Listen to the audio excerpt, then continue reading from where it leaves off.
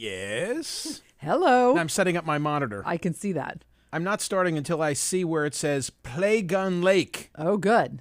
I'm sure you will see that. You know, it's funny. I was thinking about Rocky because of the Rocky slot machine. Thank you, Play Gun Lake. Thank you, Parks Casino. I remember being a lifelong resident of the area. I can remember the resistance to Rocky's statue being at the top of the stairs by the art museum community. Because I think, well, that's not art.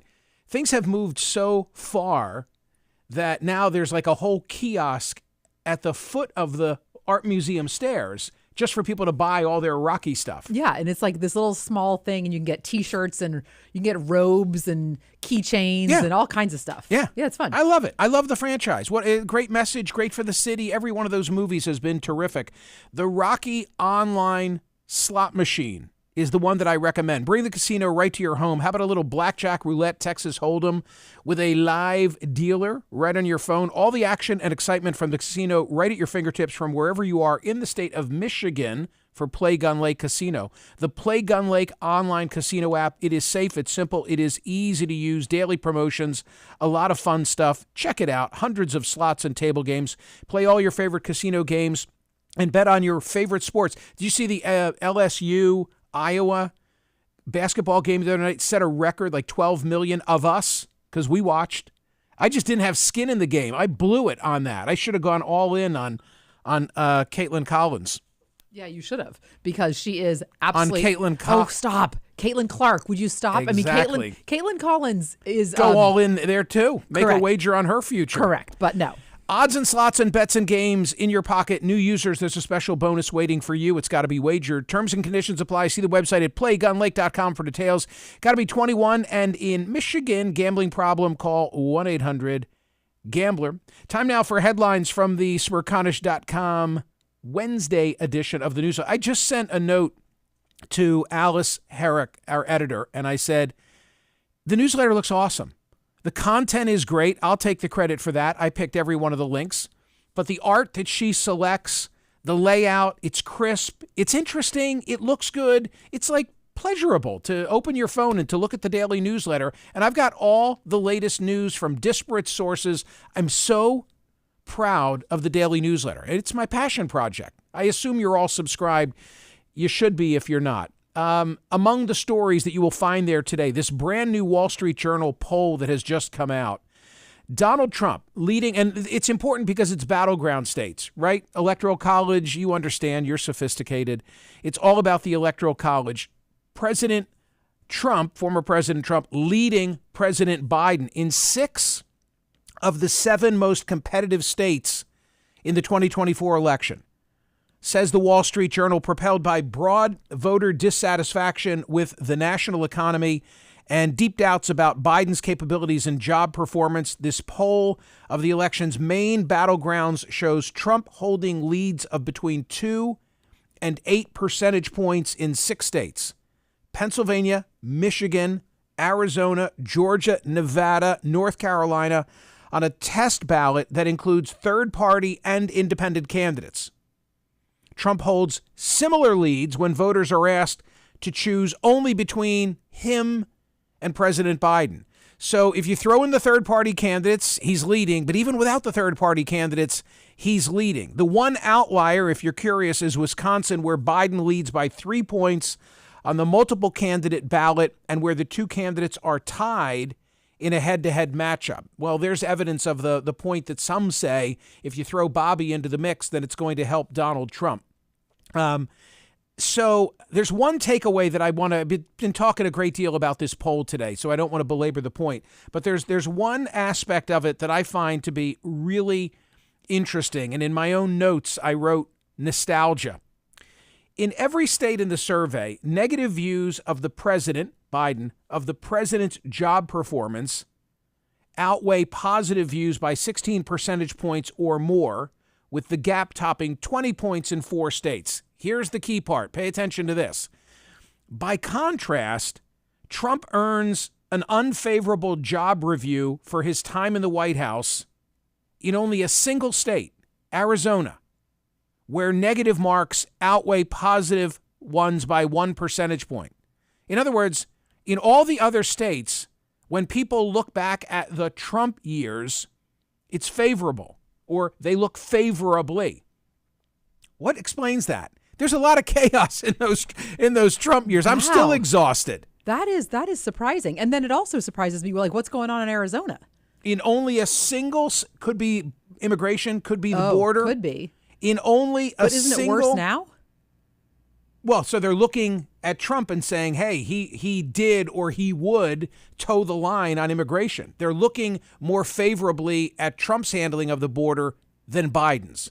Wait, are you saying that more states, you just said the reverse, are more states looking back at the Trump years favorably in a good way? Arizona Exception.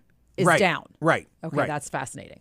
So anyway, there's a lot there to parse in the in the data of that poll. It's the Wall Street Journal poll. Check it out. Lots to be said about it, and I've covered it extensively. How about this? Yesterday, 26,280 votes cast. Thanks if you took the time to cast a ballot. Should President Biden have issued a proclamation in support of Transgender Day of Visibility, which coincided with Easter? This results for you, those of you who say, oh, your poll results are always so liberal or always so progressive. It was by a whisker, so I'm not going to make much out of it. But the mere fact that there's such a divide on this is a surprise. The no votes barely carried the day. No. Should President Biden have issued that proclamation? No. Say 50.45%. I'm in the 49.55%. Like, okay, it coincided with Easter. He's done it in the prior 2 years. They didn't set out to deliberately time it with Easter. He wasn't looking to poke, the eyes of any church, much less his own. I just don't understand it. And you've been very consistent about it and spoken very eloquently about just not understanding. Well, it's a very small percentage of people who are identifying with gender dysphoria, and it also is this whole huge fear thing on one of the cable networks. I watch it, I see the chyron, and I don't understand it either. I don't get it. Yeah. I understand some issues that fire people up. I don't understand. Here's a little transition for you. I don't understand the effort to stir up hatred toward the transgender community. Yes. Well, and that would be the J.K. Rowling hate law post. So This is J.K. Rowling has spoken out with trans issues in the past. And really, I'm going to just say it. She's spoken up against the trans community. She has misgendered people. She has really chosen this in a curious way as sort of her hill to fight on. I'm not saying die on because she's not going anywhere, but I find it very interesting. She must feel very, very strongly about it. So there's a new law in Scotland, a hate crime law, that says you are not allowed to, I'm going to tell you exactly what it is. It's an offense to behave in a threatening or abusive manner with intention of stirring up hatred based on disability, religion, sexual orientation, transgender identity, or being intersex. Stirring up hatred based on race, color, nationality, or ethnicity was already illegal in Great Britain, but it is now included in the new law. So that's hard to enforce. Very hard to enforce. Stirring up hatred. What is stirring? Where is the line? I'm not looking for J.K. Rowling to be prosecuted. I'm just wondering aloud what causes all the antipathy toward the trans community. I could so easily see someone who's trans in like Gryffindor. I mean, I don't get it, okay? No, I don't get it either. And it makes you think about her in a different way. It makes me think about her in a different way. And I could not be a bigger Harry Potter fan. So I don't know what she's doing. But I'm making a separate point now that the Hate Crime and Public Order Act of 2021, which makes it an offense to behave in a threatening or abusive manner with the intention of stirring up hatred based on disability, religion, sexual orientation, transgender identity, or being intersex. I disagree with J.K. Rowling. As long as she's not being hateful, I'm going to defend her right to voice her opinion. This is a hard law to enforce. It's a very hard law to enforce. It's just so subjective, but First Amendment law generally is like that. Poll question today, do you agree with RFK Jr. that we shouldn't make pariahs of those who believe the 2020 election was stolen. This coming from the Aaron Burnett interview of 2 nights ago, which has generated so much attention because of the comments that Robert F. Kennedy Jr. made about Joe Biden, where he says, hey, I could make the case that Biden is more threatening of democracy than is Donald Trump.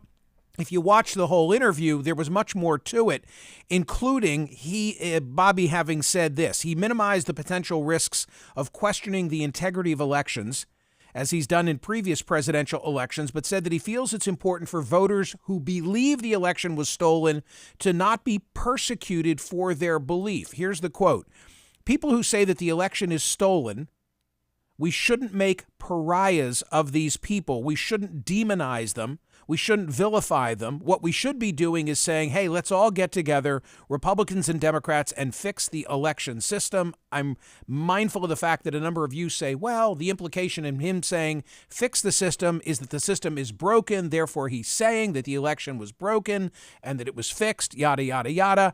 I agree with him. I'm going to be in the minority on this for sure. That's okay. I usually am.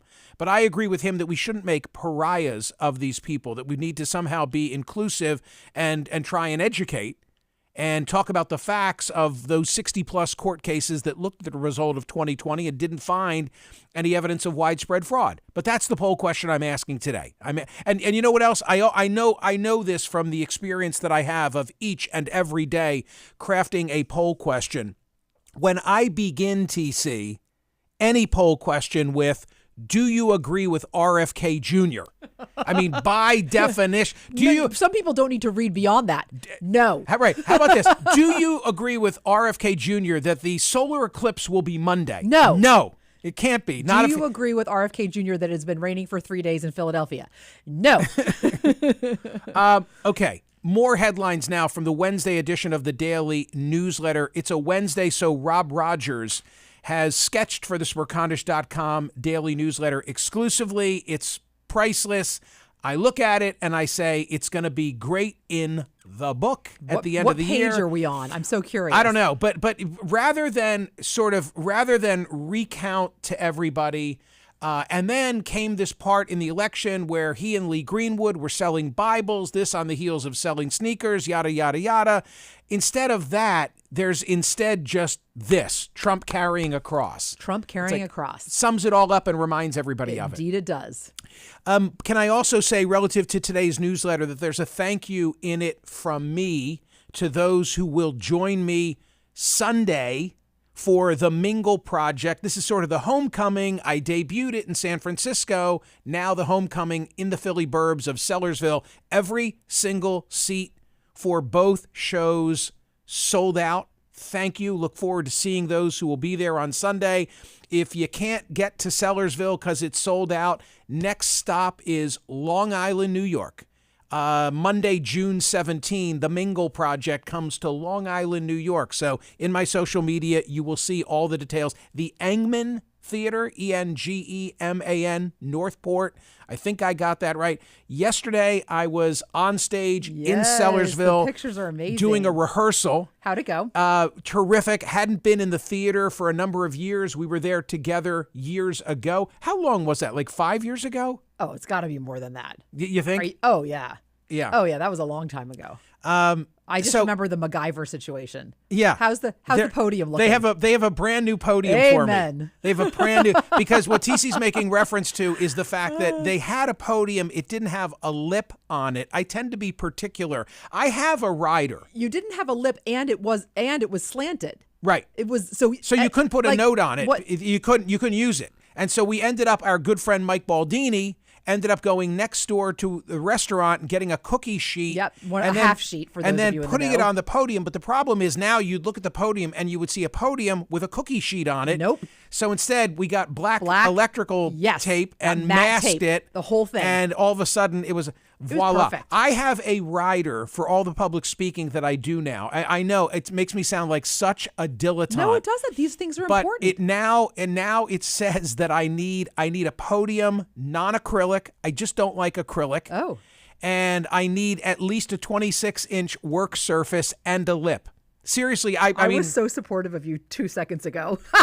I know it doesn't, like, if you heard, why non-acrylic? If you heard that, you would say, like, what a horse's ass. Like, what? Was he what? Wait, I think it's hilarious. But 26 inches. I know from speaking all across the country in a variety of scenarios, all the things that can go wrong. So over time, it's just like, I know. I went into the rehearsal yesterday and I'm like, okay, we got to do this. We got to do that. No, we can't have this. And it will be a great show. And you won't even notice, or people who come won't even notice, like the little things that will make a difference. I love it. I'm thrilled. I cannot wait. It's a wonderful, intimate theater. They have great shows. The last time I was there, I took my mother to Sellersville to see George Winston. He's gone now. Oh, yeah. Pianist, but he was tremendous. And it's just a great, and it's a teeny little town, and it's fun, and it's wonderful. Yeah. It's wonderful. So 2 shows on one day. I will be on voice rest, like Saturday post CNN. I'm going to be like a monk. I'm not going to say anything. You're such a joy. And I'm now, I did not drink, I did not smoke or drink for Easter Sunday. Yeah. So today's Wednesday. So Sunday, Monday, Tuesday, Wednesday. And do you think that the smoking part helps your voice? Or no, you're so used to it? I mean, look how radiant my skin is. I'm glowing. Is it Randy? Randy, can you please get this camera over here? Sakes. Randy, come on, geez. punch this one up. No. Oh, punch, my God. There okay, look, there we go. Lord. Close up, please. Oh, gosh. Okay. I'm glowing. Lean in. I'm glowing. Wow, look at you. Right? Yes. Wow. Yeah. Amazing. It's amazing. I do feel better, but I do too. I'm telling you, you have influenced me. But I did not say this, and now I want to say it. Okay. Part of my motivation in not smoking and drinking this week is that I want to feel good on Sunday. I want to be at 110%. Okay, but what you're saying is that when you smoke and drink, you're not. That is true. That's fascinating to me. Is that not true? I believe it to be true now that I'm cutting back. I don't feel as good when I drink as much as I used to drink. Not that I had a lot to drink, but I enjoy wine. I love my Vinho Verde. I would drink it easily. Last night dinner was we had hot dogs, and I had a because nothing says Tuesday night like hot dogs. What happened to Taco Tuesday? We grilled hot dogs, chopped a little onion, had some potato chips, and that was dinner. That's fantastic. Is there a problem with it? Not foodie? There's not a problem with it. I think it's TC's turned into a foodie. And with that, I just think it's so funny that you're talking about how healthy you feel without drinking and smoking, and then you're eating hot dogs. A hot dog's not healthy? Of course it is. Oh my God. Anyway, with my hot dog, the point is I had a Heineken Zero. Well, I had a Heineken Zero. Heineken Zero. I didn't even have a real beer last night because I'm on the wagon this week. I had one of those phony Negronis from How was Wallace's Dry Goods down the They're street. good. I've had them. They're smoky. They're I was glad to try it. It was very smoky. Yeah. It was very sort of, it was a little too much for me. Oh. I'm not going to have it again, but okay. I really enjoyed trying it. And if you like that kind of thing, it was good. Yeah. I'm gonna pick up some. I had it with one of those big ice cubes. Yeah, exactly. Felt fancy. Yeah, I'm gonna pick up some more non-alcoholic beer today. Probably get another Heineken Zero and try the Athletic Goldens. Those are my favorite. The Athletics. I like the Athletic IPA-ish. Is that the one you like? And, yeah. And all right, good talk. Yeah, and a Guinness. Okay, the new billionaire list is out for 2024. I'm not surprised to see Taylor Swift on it. How is Magic Johnson making dough these days? I looked it up. Because I Good was for him, by the way. But no. What's he doing? He has done some seriously good investment. Evidently, he made $40 million playing in the NBA. I literally just looked this up. But then he invested in 1999 for 1994, he bought into the LA Lakers for $10 million, which he then turned around and sold for, or the stake today would be worth $265 million. He teamed with Sony Pictures to launch Magic Johnson Theaters. In 1998, he did a 50-50 joint venture with Starbucks, of evidently $75 million of profit. But what he really did was he invested in this. Hang on, I'll find it. Okay. In 2012, he invested in Simply Healthcare, launched a Medicaid plan for people with HIV and AIDS. Oh. When the company sold for $1 billion, he bought 60% stake in Equitrust Life Insurance, which Forbes says remains his most lucrative investment to date. Since he took over, the company's total assets grew from $16 billion to $26 billion. $26 million and brings in $2.6 billion Magic a year. Johnson. Yeah, serious businessman. Defied the odds time and time again. Yeah. Time and time again. And he owns part of the Washington Commanders, WNBA Los Angeles Sparks, and MLS LAFC. There's a great story from the LA Times in the newsletter today about Hollywood celebrities now via their agents, the talent agency WME, signing a deal with a Seattle-based firm that specializes in software used to flag unauthorized content. Why? They're worried about AI images, fake images ruining careers. I've been talking about AI ruining elections. They're worried about ruining careers. I totally get it. The Tropicana on the Vegas Strip is no more. The final hours were on Tuesday, just shy of the 67th anniversary of its opening. I've been to the Trop, RIP the Trop. Disneyland getting away from gas-powered cars for Autopia. Is that how they say it? Autotopia? Autotopia? You know what I was thinking when I read this story? I think it's Autopia. I was thinking about how it's been a while because our kids are older, haven't been to Disney. But with our grandson, now 2.5 plus, like it occurs to me, we're going back soon. You're going back. We're going back. You're going back. Right. I just talked to a couple that has I need a nap. Children and grandchildren, and 17 of them went to Disney. That's what you got to do.